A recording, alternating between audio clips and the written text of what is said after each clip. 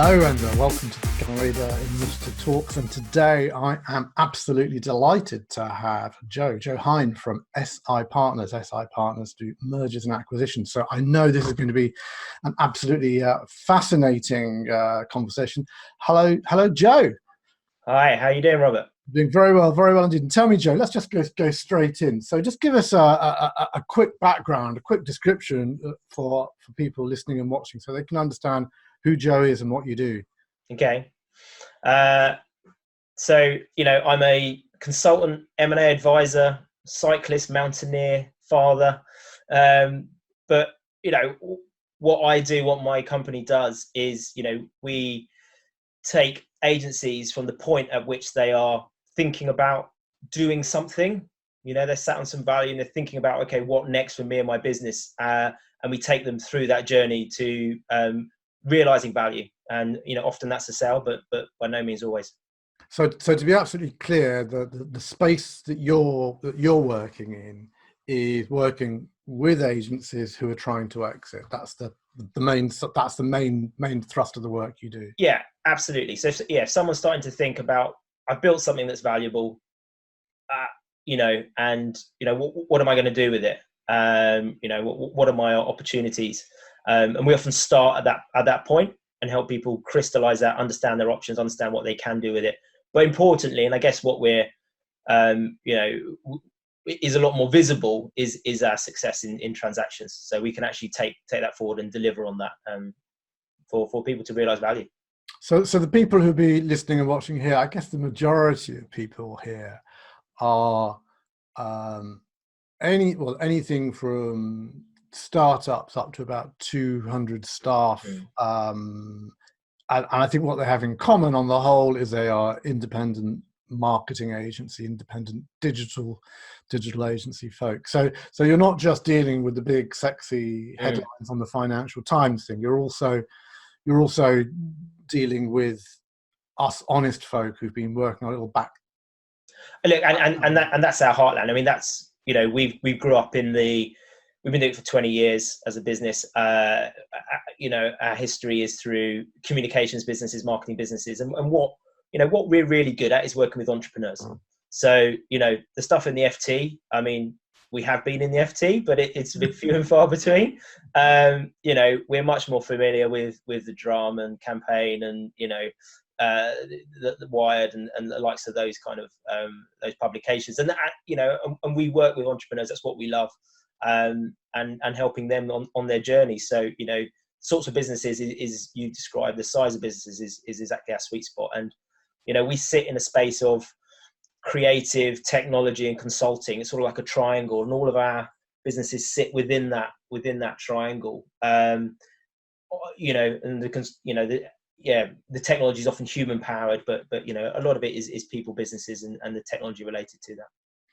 So, I mean, this is fascinating for us because there's a couple of, we'll pick it up as the interview goes, but I'm always approached with so how much do you think the business is worth? I've been told about multipliers of 15 and 20. So we can deal with that nonsense conversation in a minute.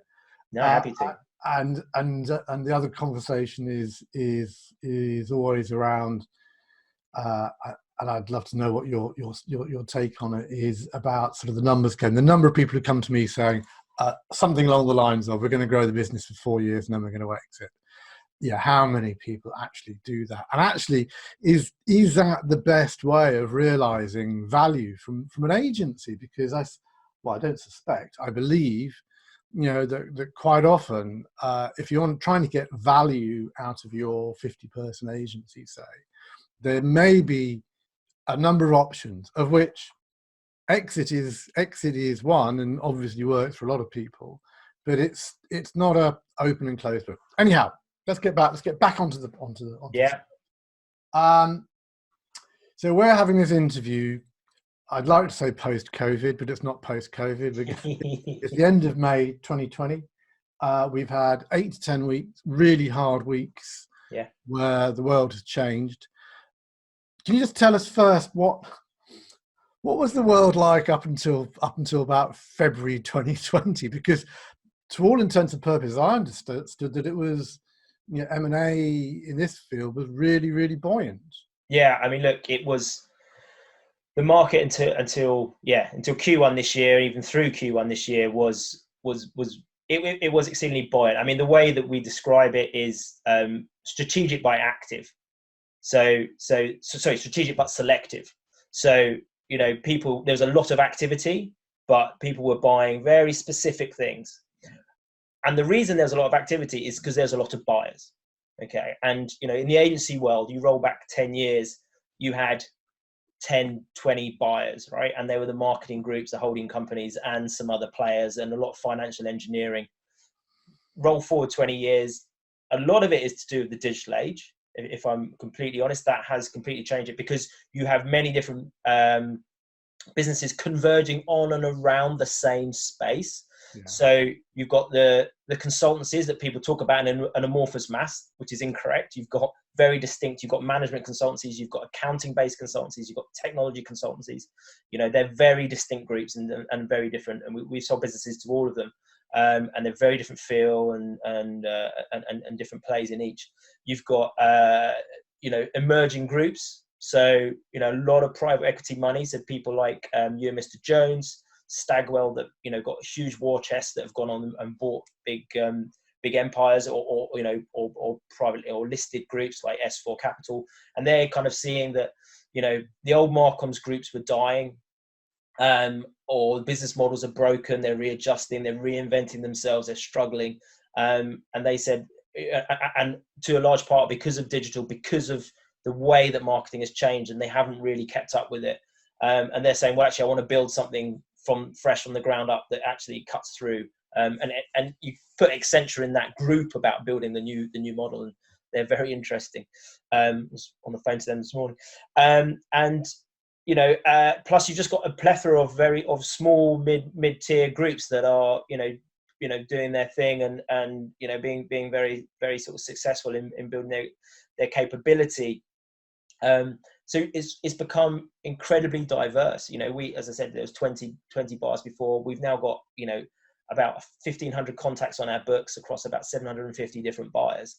In different parts of the field, that various different businesses will sit within different kind of pockets. So so I didn't even talk about technology buyers, about martech platforms, ad tech platforms. It really is a completely diverse universe. So it was an incredibly exciting time to be doing M&A. But then you're right, COVID-19 hit March of this year, and it's changing things a bit. So what's the impact? Because I know, we've got a client who. Digital stroke PR agency that had the sale was set up, and the transaction was due to go through on, I think, March the 30th, and it didn't. Yeah. And the tragedy of that, there's a double whammy. It's a 50-person agency. Double whammy is not only did the owner think that after 20 years of being in business, he had his fair dues and his fair payoff. Step one. But step two, he had no business. He literally lost 95% of business overnight. So we have these stories, okay, and they're very distressing, clearly. Yeah. But there are also there must still be. Is it a different appetite, or there must still be an appetite for purchasing agencies? Because there are an awful lot of agencies coming to me saying, "This is getting a bit hard. Can you give me some ideas how to get out of this colander I'm stuck in?" Yeah, look, and there was a reaction. I think everybody felt a reaction. That first 2, 3, 4 weeks, everything seemed to just shut down. There was so much uncertainty, and I talked to a lot of the lawyers that we work with, and they were saying, look, deals were getting pulled left, right, and centre. And that's because they were based on, and I don't know if you've come across this term, it's quite widely bandied around, EBITDA. So EBITDA before COVID-19. And, and clearly you're anything that you were kind of halfway through the process, and then suddenly this hits, and it's just like, well, I don't know what the answer is. I don't know what my revenue is going to be. I don't know what my profit's going to be. I've just got no, and actually my business has been affected, and I don't know by how much. That's all stopped and got put on the burner. anything, and I think you're going to see M&A statistics in the press, in the FT, absolutely crash, because anything over, let's say 100 million valuation, probably even a bit less, will die, and it has died. You can see M&A teams in the Morgan Stanleys and people like that are just laying off people and furloughing their entire teams, because no one's going to go to market. It's too much risk, A, for a buyer, and B, for a seller in terms of getting value. But there is still part of the market that is absolutely active. And we've spent the last 6 weeks talking to all the buyers that we know and getting our position and understanding what's going on. And broadly, anyone that is exposed to marketing budgets only, so the holding companies, are retrenching. Anyone that has a diversified portfolio of client revenue streams, so technology consultancies, management consultancies, the likes of those businesses are see this as strategic, and there's a need for them to develop their understanding of the digital world and support their clients in digital transformation. And arguably digital transformation now is far more important than it's ever been. Primark's the wonderful example that you'll have seen on LinkedIn. So we've taken 4 businesses to market since the end of March, and what we've experienced is people are moving quicker. People are willing to do things over video conference that and meetings can go in a greater frequency, and much easier to have. You don't have to wait for people to be in the same location. And we'll have offers. We've got offers on 1, 2 by the end of the month. We're pretty sure we're going to get offers next month. So and there are businesses out there that haven't been as impacted, and because the process has begun after going into COVID-19. Everyone knows the new normal is what everyone's expecting, and they're looking at trading and they're going, well, trading's still robust, so we can still transact on this basis. So I do think M&A is going to change, but it's still very much there. So let's be clear, because you and I are having a conversation. It's a bit like we're both looking at a beach ball, and I'm looking at a yellow and a red and a blue segment, and you're looking at the same beach ball, and you're saying no, it's red, pink, and white. Yeah. We're looking at the same ball, but we've just got a different slice on it. So I'm getting 2 things. One, I'm getting a lot of people saying, "Oh, I've got some money. I just borrowed 5 million quid from C-bills, and they said yes. And I haven't really thought what I'm going to do with it, because actually, to be honest, I don't actually need it, leaving aside the legality of what you can and can't use the C-bills money for. And I'm also getting a lot of people saying, actually, we've run out of puff. So I'm seeing quite a few distressed agencies, and there's this stuff. And it kind of, I'm sure you're familiar with it, around buying, there's a morality around it, about buying distressed businesses very, very cheap. Don't worry about the due diligence. Buy it, turn it around. So there's that bottom bit of distressed thing, which everyone knows about. And there are people out there who are running agencies at the moment. I've got a classic example of someone who had triplets, and the wife said, "You're going to be home until 9 in the morning, and you're going to be home at 5 at night." Now we've got triplets, and that character, was, and he had a 17-20 person agency, which wasn't very profitable. It's hard work, owed some money, and someone rocked up and said, "Here you go. Here's £1. And I'll tell you what, I'll give you a job guaranteed for 5 years at £50,000 a year, 37-hour week, and you can be my London director of whatever it is." And the guy was happy as Larry, because he got the security and he got shot of the liability of running the business. So there's those kinds of distressed pieces, but there's also a lot of agencies who almost don't know what their value is, whether they're worth, let's just keep the numbers really simple. They've got a 10 million turnover, 100 staff, and they've got no idea, and say they're 10% net profit, to keep the numbers really simple. They've got no idea whether the business is worth £1 or whether the business is worth 5 million, because they don't, because who wants to buy us? And we've had so long of what I would describe as willy waving. There's a handful of people saying, look at me 5 years ago. I sold 5 years ago when the world was 5 years different. When not the world was just different, everything was different. I did so well, and now look at me.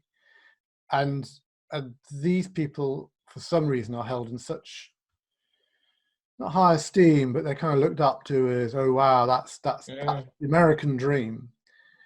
I mean, what do you, how are you seeing it? What are the valuations you're seeing? So, valuations are, this is a very esoteric question, and it's hard to put a finger on it, because so much depends upon the nature of your business, and the risk profile of your business, the amount of retainers that you have, the length of your client relationships, the types of client relationships that you have, the team that you have. Is it a one-man band, or is actually you've got a really significant management team in there, and it all changes risk. So it's it's very hard to answer that. And what you'll have seen is the consultancies that we talked about earlier have changed the market, and the way that deal structures have been the deal structures we've seen in the marketplace that have kind of changed. There's a rule of thumb that we use that's quite helpful, that if you are if you're prepared to have an earnout, of which there's always, in our experience, some form of earnout, if you want to maximize your value, then and you're able to grow through that earnout, then you should be able to get 10 times your current EBITDA as a broad brush kind of what you could achieve over, let's say, 3 years, with some good growth and some strong profitability through that. The harder question often is who will buy me, and actually that is being able to understand the market and delve into the corners to work out where there's appetite. The overriding thing is always the contemporary nature of the business. The more contemporary you are, the more digital you are, then the stronger the market will be for your business.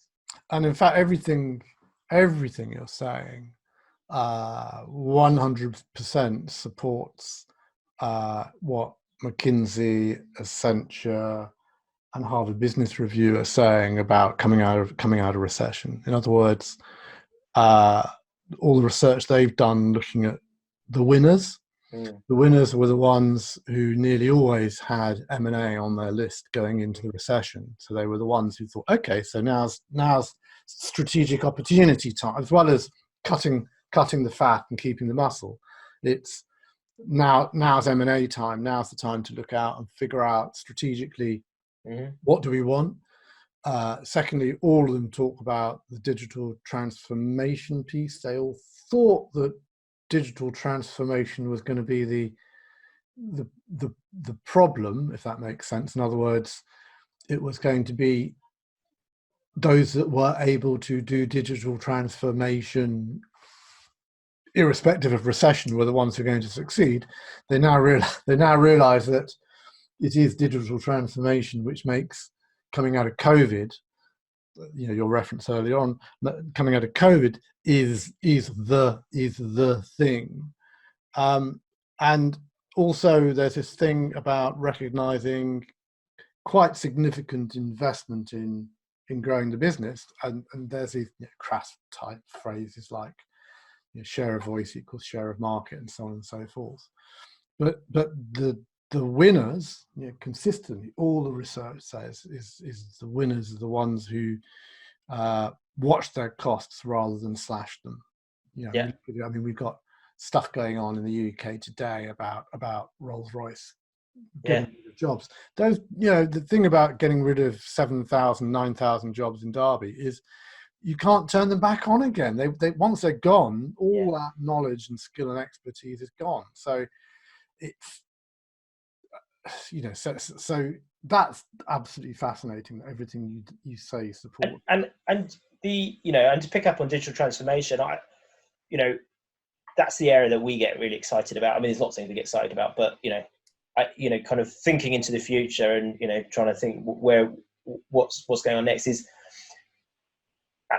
And digital transformation, I think, again, is such a catch-all bucket, and I think there's so many things that you can fit into it that other people may put in different buckets. But a lot of digital transformation, a lot of the market in the last 5 years has been digital transformation for consumer-facing. So let's say putting a digital bank in place, e-commerce, for businesses, not Primark. But what we're seeing now is actually that is still in demand, but we've had a lot of people have bought that. It's actually digital transformation in the wider sense. It's looking at platforms, the underlying fundamentals within businesses that, the technologies that people use and the winners that we're seeing in there, particularly cloud computing, anything on Azure or AWS, and the competition between the two. Salesforce, SAP are completely moving to the cloud, and anyone, so consultants that are sitting within that space are really interesting. And then workplace transformation. So, the digital transformation of the workplace, and it's not just video conferencing and teleconferencing, but it's all the underlying gubbins of that, plus the kind of account-based marketing. And, so there are so many drivers, and it's almost we started off at the kind of the flashy end, which I think at the core audience of your core audience would be like, those we're building websites, we're building apps, for people, but it's really sort of sucking it down now into the core, the machine behind that, and understanding those technologies, because so many of them are just, they're off the shelf, and if you buy Salesforce and you want to implement it, but you're like, well, hang on, but Salesforce is great for airplanes, but I can't do cars, then you've got to have someone that can actually tell you how to do it. So that's the area that we're seeing a lot of lot of interest, and we think that's where the market's going to head. And the interesting thing is that all the significant channel partners that I work with, agencies who are channel partners of the larger channels, the platforms are saying to them, without any hesitation, they're saying, do not be a performance agency, be a software company, have some proprietary software, have some kind of platform of your own, something that can scale, something so that I can take your agency in, let's just say London to keep it simple, but I can take your agency and I can dump it in Kuala Lumpur, because you've got a system and a process and a platform, and all we got to do is change the currency, and we press the button, and your automated marketing, biz dev, lead gen piece kicks in. So stop thinking about yourself as a performance agency that does PPC, because we can get that done for $5 an hour in Bangalore, and we can get it done by AI, in fact, as well. So why do we use an agency to do that? And I think there's there's a real issue for small digital agencies, that the platforms want scale. So therefore they on the one hand, they'll go to a channel partner who can go and talk to all of the institute of directors, all of the chambers of commerce, all of the whatever the so stack it high, sell it cheap, and that's one relationship, 15-20,000 customers. So why on earth would a platform want to talk to a standard 50-person digital agency and have to do that 100 times over, where one relationship can do that in one foul swoop? Because the platforms are only interested in one thing, which is selling adverts. I mean, they are American advertising companies. Let's be under I think that's absolutely right. I mean, there's a few things in there I think it's really interesting. I mean, first of all, performance agencies are hot right now. So, actually, one of the businesses that we've taken to market, since COVID is a performance marketing business, and had great traction on it. So, there is definitely something in that. But, talking about channel partnerships, you're right. The platforms are changing the nature of their channel partnerships. They kind of 2 or 3 years ago, they were trying to get as many people to sell their platforms as possible. And now they're going, I don't really want to manage that network. It's perhaps diluting. I want specialists. I want, like you said, rather than trying to have a relationship with a 20-man band, actually I can just have a relationship with WPP or whoever it is, Accenture, and, and I can sell, at a different level with different, so they're concentrated. So there's a lot of risk involved in, in kind of actually choosing your right, your platforms and definitely having a specialism. I guess where the real value is there is the consultancy, the architecting around, the implementation of platforms, and, and anyone that, the winners, kind of thinking, a lot of the questions that we're having with people at the moment is, what should I be doing? Some people have got a little bit more time on their hands, or, working a bit differently. And what do I do? And it's really about trying to think about, how do you position yourself for the future? How do you drive value down the line? And, and I think, any way that you can do to bring yourself up the food chain in terms of, that consulting layer, because that can't be replicated and it's high value, and there's definitely, there's value in that. Right. Exactly. Right. Yeah. But sorry, just Robert, just made one final point that you brought up as well, is the fact that they might want businesses to change and suddenly become software companies and develop software. Now, I'll be interested to have your experience in that, but I have a sort of watch out in my mind for any agency that tells me they're developing bits of software, because it's a very quick way of pouring a lot of money into something. Well, it's a fundamentally different business model. So let's be clear. So it is, I went to business school and I came away with one thing and one thing only, and that is the Ansoff matrix, okay, which is existing customers, existing products, and existing customers, existing services, and new customers and new services, okay.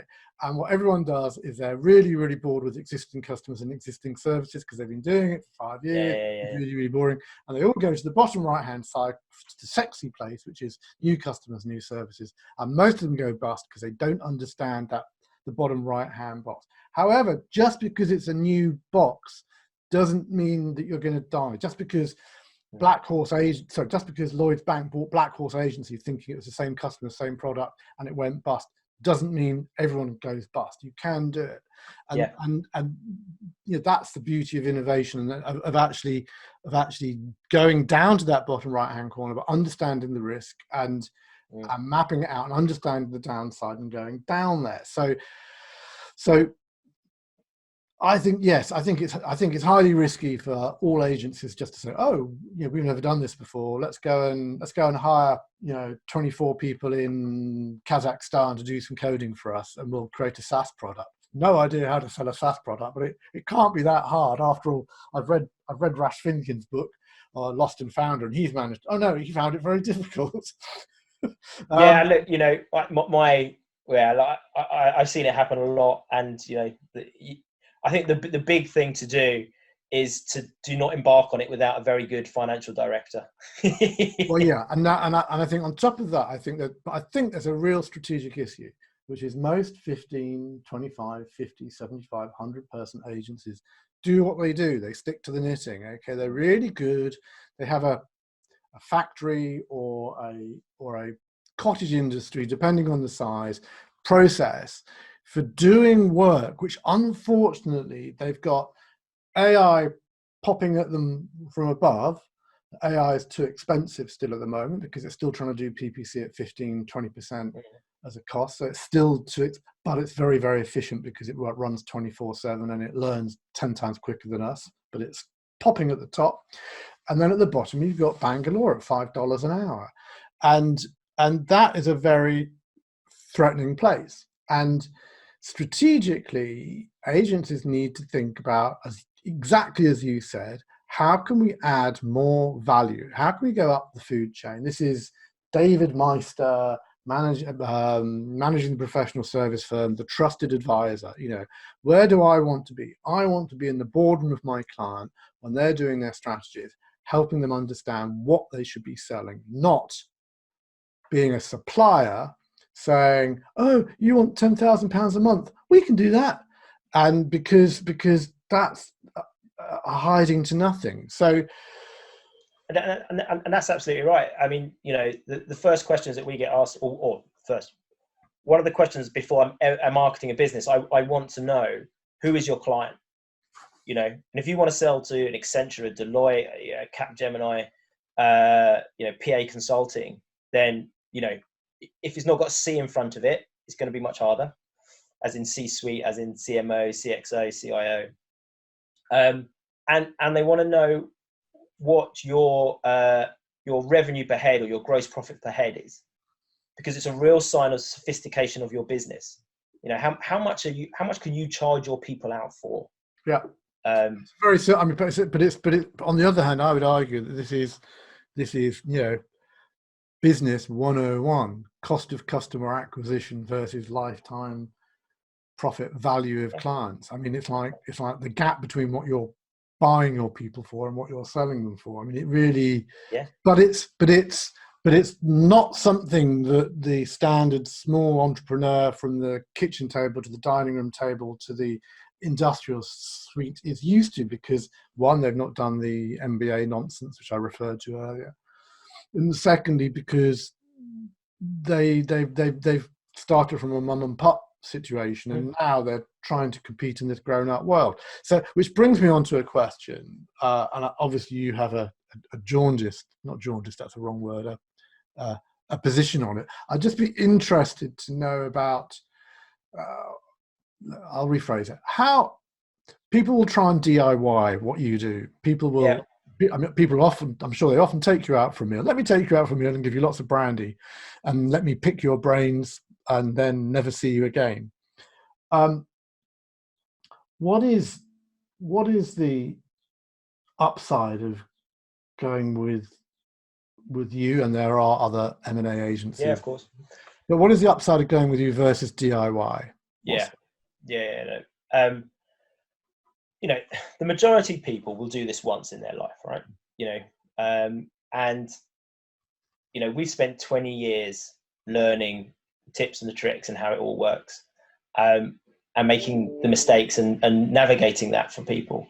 You know, or if you're only going to do it once and it is your chance to set your family up, to set yourself up, you know, do you really want to take that risk of making a mistake along the way? You know, that's kind of the start point. But, you know, there's quite a lot underneath that as well. You know, using advisor will increase the chance of you actually successfully completing a deal. So buyers invariably like having advisors on board. In fact, we have buyers approach us and say, I'm trying to buy a company. Could you please go and talk to them? Because we want you to go and help them through it. And that's you know, one of the biggest parts of that is time. Okay. You cannot underestimate how time intensive, you know, because it is perhaps the most exciting thing on your list of to do, you know, maybe not always the most important.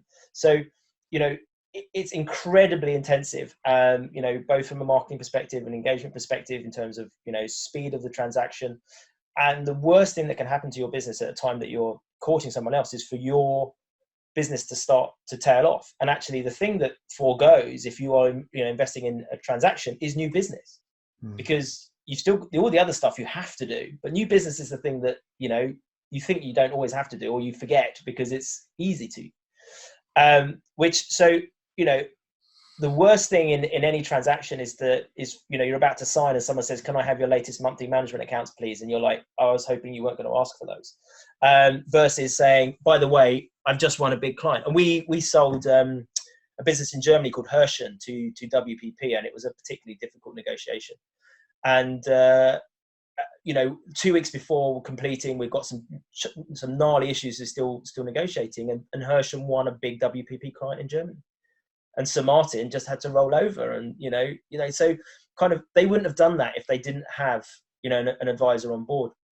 But also, you know, kind of understanding values, understanding how to structure it. You know, kind of half our battle is increasing the top line. You know, the headline value that you see in the papers, 10 times X, 20 times X, whatever it is. But the reality is, the majority of our effort is actually protecting that value. So making sure it's achievable, because as I said before, you don't always get it on day one. And if you do, they might put it in escrow, you know, they kind of, you know, the price changes, and it's actually, our job really is, as much as to stretch it, is to make as much of it as achievable as possible, and to get the maximum amount in someone's pocket. So is it right to say that if it's a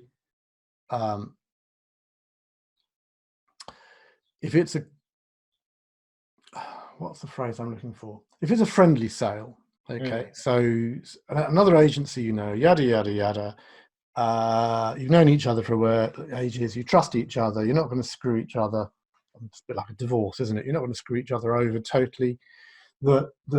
In that case, maybe you don't need an advisor, because as long as the price that I want in my head that I've written down and the price that you want to give me is right, and we're going to hand over shares, that kind of works out okay. But as soon as you're going to market and you don't know who the buyer is, and you don't know who the buyer's got on board, and you don't know how mercenary the buyer is going to be, despite all the nice chat, you'd almost be a fool to go into that, because people will just run rings around you, because you don't have the skill to read the contract. You don't really understand what a throwaway comment might actually mean. And it's just the speed. The biggest thing that kills deals is time, and being able to move at speed, and having someone that's sole job is to execute the deal. Like I say, the biggest thing that we do is actually make sure deals get done. I think that is the, and it's a hard thing to communicate to people, but it's a really big part of it. Even where you've got friendly sales, you might not want to have, we actually sometimes we occasionally sit on both sides of the deal, and just sitting there as an honest sort of, kind of broker in the middle, but almost just trying to structure it so it works for both people. Because even within that, there are pitfalls you might not have thought about. There's legal things, there's tax things that, we're neither of those, but we've done enough of this to understand it. It's just it's such an important thing. And if you're swapping shares for somebody else's shares, have you really thought it through? That loss of control and, kind of that change, and it's all good today. And, it's like any marriage. It's always nice at the beginning when you're courting, but as soon as you get into the kind of nitty gritty, you're like, oh, I didn't realize you had that habit. And, it's, you're a wife beater. Well, quite. And, it's just, it's giving that guidance, and having that security of knowing that you've not made a misstep along the way. And actually, I guess the internet has made it a bit of a Wild West, because as we all know, there are people out there saying, well, there's a number of things going on. There's a bunch of agglomeration players, and some are good. I know some good agglomeration players, but there are a bunch of people out there saying, come to me and I'll make you richer than your wildest dreams. And people are going, oh yeah, fine. I'll run with that. It's like, do you understand what you're signing up? You have just got into bed with the wife beater who's got 8 other wives. Do you not understand that? And there are some good, honest agglomeration plays out there. So it just feels that, in some senses, the supply of people available to help you sell your business has increased so rapidly that it's made it a bit of a very difficult for someone looking for support. Because everyone says, I can help you sell your business. They can. I just, it's looking for someone that's got a track record of doing this. Kind of, if you come to me and tell me that I've got, I'm talking to X buyer, chances are I've either sold something to them before, or I've had detailed conversations, and I can tell you what their deal structures are likely to be, and what they'll bear, and where they'll stretch and where they won't, and what, how they like to do things. And, kind of actually, there's going to be a retention payment of, 25% on the upfront. It's kind of, it's that level of understanding and experience. And, we are global. We've got 6 partners around the world: New York, Singapore, Hong Kong. So not only do we know all the buyers, we've, invariably we've touched anyone, and we do a deal every 4 weeks. So, kind of, it's worth getting someone that knows what they're doing. So, if 2020 is or was the year you're hoping to sell. It's 2020 is the year you're hoping to sell. I mean, what should you do? Is it still on? I mean, is it if you just got to hit the pause button for 3 years, or Look, you're saying business is still happening? So, that I don't. My opinion is all hope is not lost. Okay. There's as I said before, there's lots of sectors that are still buying. Private equity is still incredibly active. The money that they had in funds has not gone away. They've still got that money in funds. So whether they are funding vehicles or whether they are funding you directly, they are looking for robust businesses that they can still put money into. And they've been looking more and more at the agency sector. Particular, you talked a little about PR businesses, any high retainer businesses. They're the sort of things that they really like, digitally focused businesses. So market appetite is still there. I think there's a lot of people that will be concerned about their business and, clearly I'm going to have a hole in my books for a quarter, maybe a half. Fingers crossed it's not any longer than that and actually it starts to come back. And, the conversation where we've had early stage conversations with people that are like, actually they've seen real strategic logic and the buyer's still hungry for it and they're kind of waiting for debt markets to open and the sellers kind of said, look, by the way, Q2 is not going to be very pretty and Q3 might be a little bit shaky. I think you're going to be having buyers look in a very different way at how you structure deals. So I don't think that value overall will necessarily fall away, but I think the way that it's structured and the risk profile will be different. So there'll still be opportunities to sell. You might have to wait a little bit longer for value. It might not be based on your prior year trading. It might be based on run rate. So you might look at, what your last 6 months trading was, 6 months back, 6 months forward, so the kind of PE structures that, investors look at in high growth companies. So I think you're going to get a lot more imaginative deal structures out there because deals are about serendipity, right? It's about a buyer need and a seller who's willing to sell right at the same time. And because we can still see buyer need out there, or buyer desire out there, I think it's about, for some sellers, it's about serendipity and working out how whether the risk profile is acceptable for you to go out and do something at this time. But yeah, there's still, I don't think people should write it off completely. I think it's thinking about it in a different way.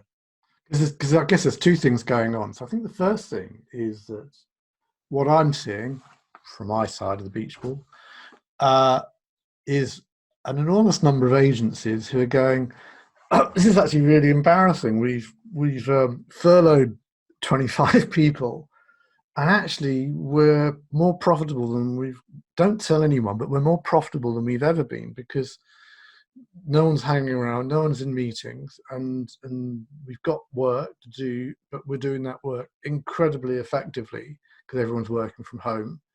And revenue may be down for the quarter, but actually we've now created a more profitable, healthier, in inverted commas, financially healthier business than we ever had before. And all this furloughing is fantastic because we've got staff waiting on the bench, and we just pull them in when we need them, as opposed to pretending they're doing training. So that's the first thing. And I think the second thing is that there's going to be some industries, where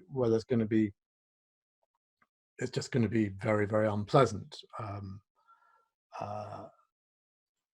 Catering and hospitality, and it'd be really interesting that M&A money, that private equity money, can choose to either hoover up over there because you'll be able to buy a chain of restaurants for £1. Oh, we've just bought 25 restaurants. Oh yeah, but the rental payments on them is 10 million a year. Oh yeah, but so there's going to be people hoovering up over there, but also at the same time, those people who liked traditional deals in hospitality, just use that as an example, will say, well, actually, this agency world is actually far more reliable because it's the way the cost base works is that it's really, pretty low overheads, large labor, and then large retained value income. And that's actually that's a model that you can map out on a spreadsheet more easily than the hospitality, where you can't imagine a bar running with 150 people in 100 square feet like you used to, because that isn't going to be happening for 2 or 3 years.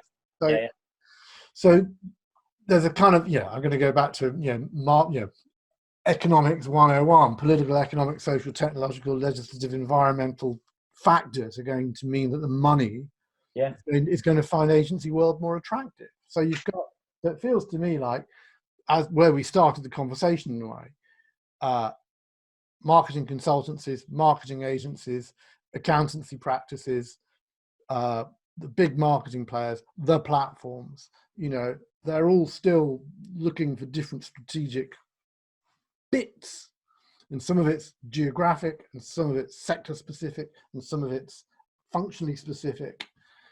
So it feels that there should be deals are out there to be had, and as you quite rightly say, they're just going to be done on a different set of criteria. And one of the criteria might be, true leaders are revealed when they're in difficulty. It's really easy to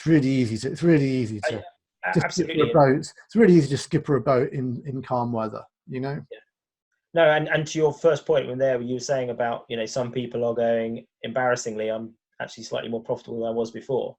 And, in terms of, the way that you'll be viewed by a buyer is, if you have steered your boat through this in a profitable way, it's a real feather in your cap.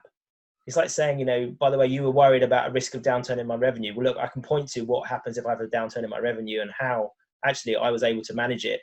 So, that's less of a worry for you now. That risk is, I can show you how I mitigate against that. And then I show you why actually I was more robust than everyone thought, and more robust than, I've got a benchmark say, well, the majority of agencies were 20-30% down. I was 5, I was 10. So, I am more robust than the market. So, there's a lot to be said, and there's still some very, very good businesses out there.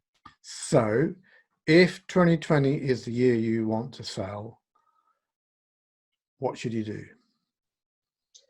Well, aside from coming to talk to us, clearly, I think the way that we're, it's about very careful management through this period, okay, and really securing your customers and making sure those relationships are robust. And that's, I think, a lot of people have been giving, talking about that and giving that advice, and I think it's really important. It's really thinking about so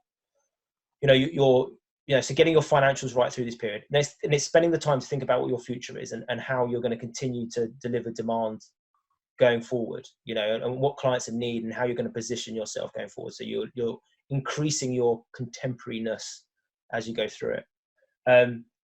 Making, don't waste a good crisis, make some tough decisions if you need to. So, there are, everyone's got parts of their business where they go, oh, it's not quite working properly, but it's too painful to do something about it. Do that now, because you're almost under the cover of COVID. It makes that decision easier. Get yourself absolutely fighting fit. And then, what we're seeing more and more of, and the way that we're working with businesses is that, the idea of going out and running an auction process is just absolutely a thing of the past in terms of selling a business. It's all about relationship selling.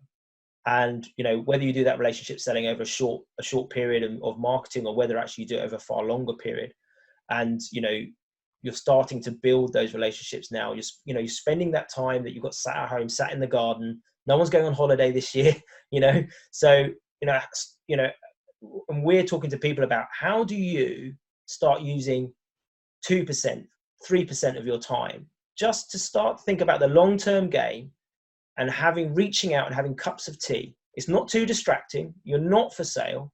You're just saying, by the way, I'm out here. This is what I do. What do you do? Could we work together? And, they are, probably about 50% of the deals that we've done recently are kind of along those lines, where we've done the longer term, play, rather than a kind of, here's an IM, bids in by the end of the week. And one of the key things that solves is understanding of synergies and understanding of culture, and two of the biggest drivers of M&A. Wow. That actually answers my final question, so I won't even ask the final question, which is kind of top tips, because if people just systematically go through what you just said line by line, I think that's incredibly helpful and incredibly useful. That's really, really great, Joe.